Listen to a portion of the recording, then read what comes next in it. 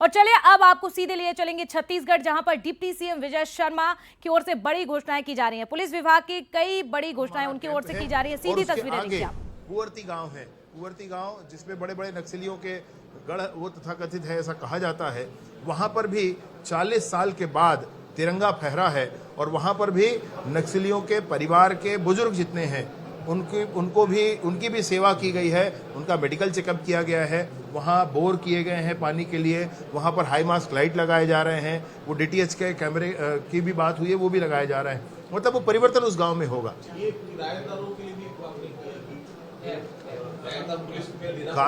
कानून ये है कि अगर कोई व्यक्ति अपने घर में कोई किराएदार रखता है तो उसको पुलिस थाने में जाकर के इन्फॉर्मेशन देना होता है।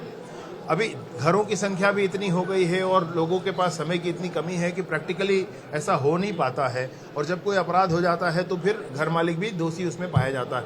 एक एप्लीकेशन बना करके जारी कर रहे हैं, जो घर मालिक होगा उसके मोबाइल पर वो एप्लीकेशन होगा और वो जिनको भी किराए में रखेगा उसकी डिटेल उसमें एंट्री करके रखेगा, और वो डिटेल के आधार पर पुलिस के पास डाटाबेस होगा। बाद में इसको एक्सटेंड करेंगे हम होटलों के कमरों तक। होटल में आप जाते हैं तो आप एक रजिस्टर में एंट्री करते हैं, वो रजिस्टर सेम आप एप्लीकेशन में होगा, वो एंट्री कर लेंगे तो पुलिस के पास बैठे बिठाए एक पूरा डाटाबेस होगा कि कौन कहां पर रुका हुआ है।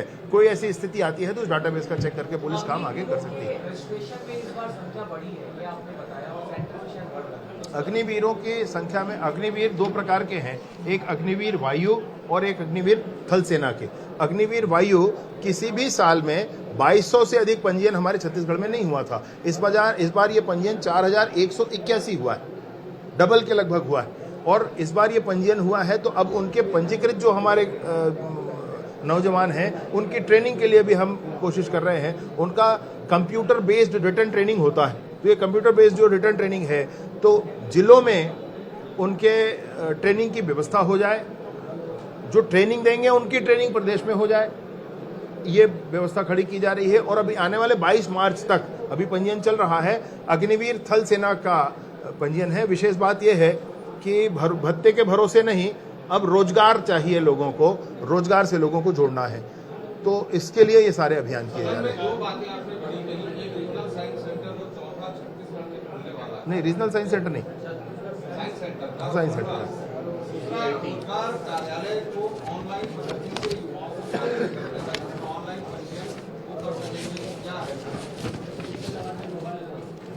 ये जो साइंस सेंटर खुल रहा है वो देश में 3 स्थानों पर है, चौथा हमारे नए रायपुर में होगा। इसके लिए 250 करोड़ रुपए की आवश्यकता होगी। प्रारंभिक 34.9 करोड़ का प्रावधान बजट में है और इस पर काम हम प्रारंभ करने वाले हैं रायपुर में। रीजनल साइंस सेंटर है, उसके लिए मैं आपसे आग्रह करूंगा कि हाँ सड्डू में है, हम सबको एक बार देख करके आना चाहिए। वो जगह बहुत अच्छी है, वो विज्ञान के लोकव्यापीकरण के लिए उस जगह का उपयोग किया जा रहा है। वो बहुत अच्छी जगह है, वहाँ आप लोग भी एक बार जरूर होकर आए।